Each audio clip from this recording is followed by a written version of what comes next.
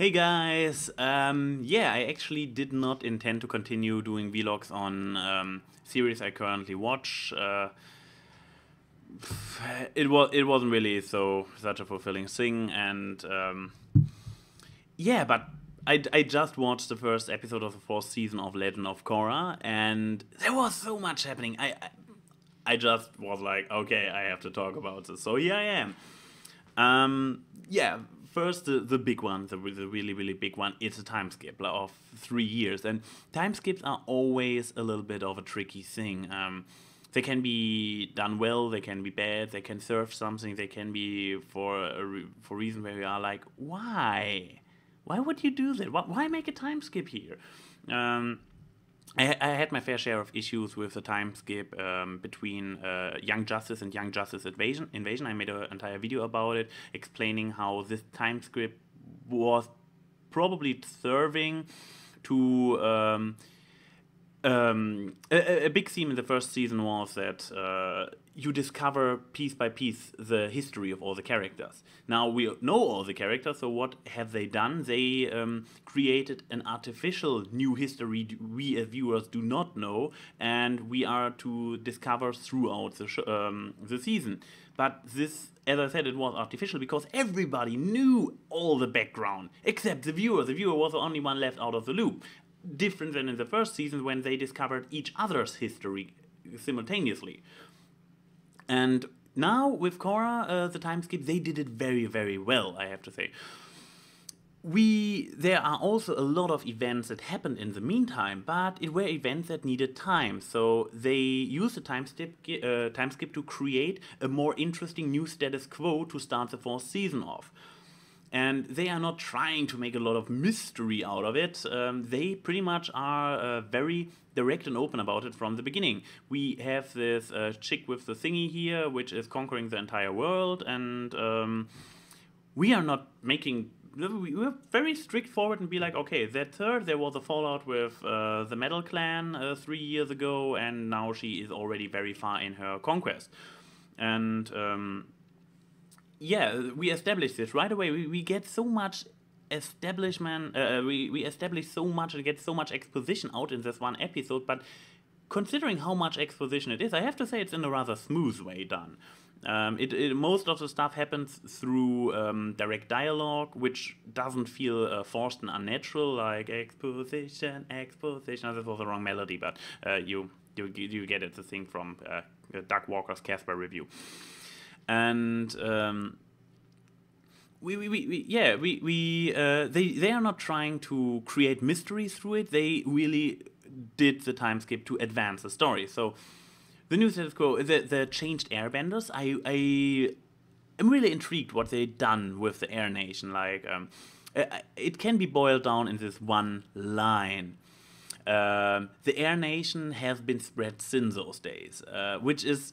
This line is saying so much like the Air Nation has become a worldwide known institution, like our forces are spread thin. It's like they are some kind of special force now, and otherwise this sentence wouldn't, to a random person you meet, wouldn't make any sense. So this is something really I really like, which is impressive. Having them in this new role as some kind of international elite task force. Also, Jinhor was allowed to grow her hair back. I'm very thankful for that. So apparently she only shaved for the ceremony. And overall, the growth of characters, the physical growth, is so great to see. It has a certain Dragon Ball feel, like it from Dragon Ball to Dragon Ball Z, when they were just all grown up from one instant to the next. And here it is the same with a fully grown up Asami, which was nice. I mean, they probably are still in their very early 20s, considering how old they probably have been in the first season. But at 3 to 4 years on it, but hey, they are full adults now, and even so, yeah, Bolin didn't change too much, did he? But Marco also has a more adult and more mature vibe about him. Hard to pinpoint it down.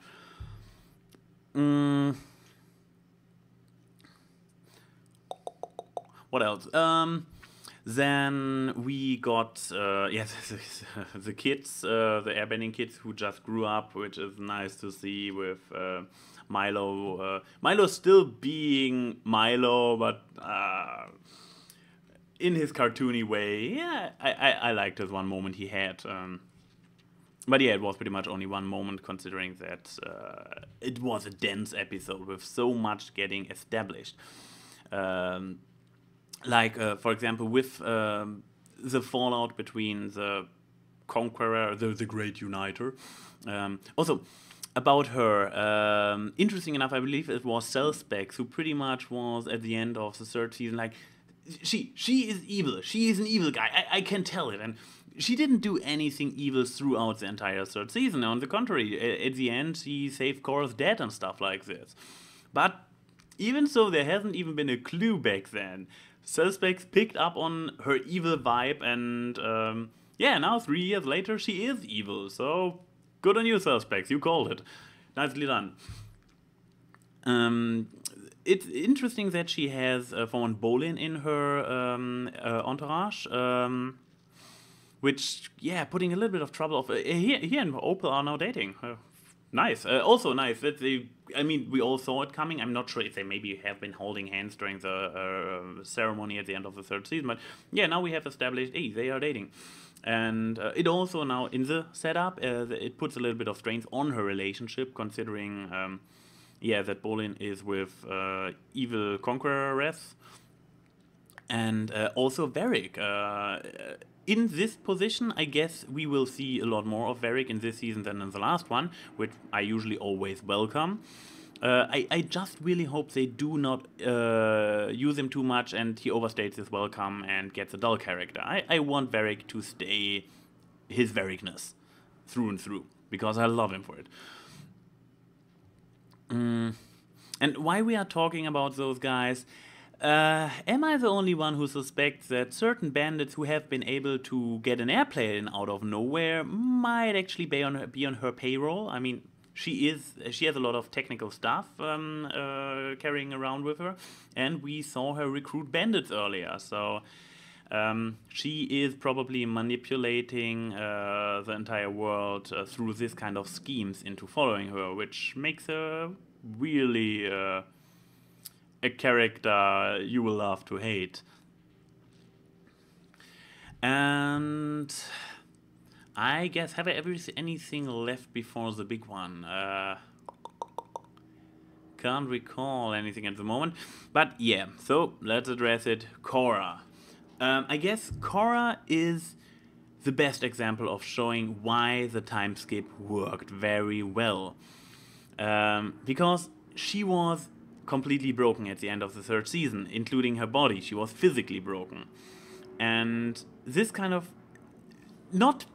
having her not being able to walk and everything as a permanent state would have made it very difficult for Legend of Korra to stay this action-packed 10 series. So she kind of had to recover. And by being like, okay, we skipped 3 years and she went through a very long and really not easy to overcome struggle to heal, to recover, makes it far more realistic and better than if they would have started the fourth season where the third one left off, and something great magical avatarish happens and she's healed instantly, which would have really, really taken a lot out of the darker tone of the end of the third season. So here the time skip allowed for a complete physical recovery, but without skipping over how long and tedious it was and what kind of traumata it left on Korra psychologically.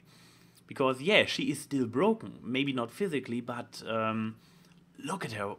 This last scene was like, whoa, holy crap, like, whoa. So, wow. I mean, really, this was my reaction. The episode was over, and I was literally sitting there. Wow, it's amazing. I really like what they are doing there with her, and I'm totally hyped for the fourth season already. What was a bit strange was like, it was the shortest distance between two seasons I've ever seen. I mean, how much was there? 3 weeks, 4 weeks until season 3 ended? This very short amount of time, and it is a time skip of 3 years. It's kind of like, what? But besides that, season 4 off to a very great start. I like the changes they put in there. Maybe the only thing is like I don't really care about is the Prince character, but yeah, I don't think we are supposed to care a lot about him. He's a foil for Marco to feel bad. He's a little political figure that will probably be pushed around a lot, but in the end he's just a buffoon who is there for a bit of comic relief and being the funny guy to Marco Straightman, something like this. So, and he will probably become a plot device when people try to kill him or kidnap him or whatever will happen to him. I don't expect that we ever have to pay a lot of attention to him as a character. And besides that, I talked about evil girl on a train. I probably should learn her name. The Air Nation, the new Air Nation is awesome. Korra's arc, very, very promising. Not knowing whether, if they take it, I believe they do it well. Considering how well they did in season 3, I think they have the more dark tone down as well by now.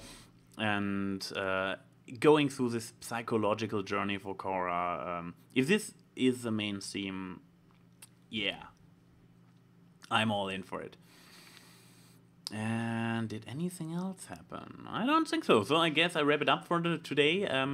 As I said in the beginning, I consider it rather unlikely that I will continue making this kind of vlogs, at least on a constant basis when there's an episode which is like, I will probably have to say something about it, but don't expect vlogs for every episode of every show I watch, because it still turns out to be a little bit more time consuming than I would like to, and time has become a very rare resource for me.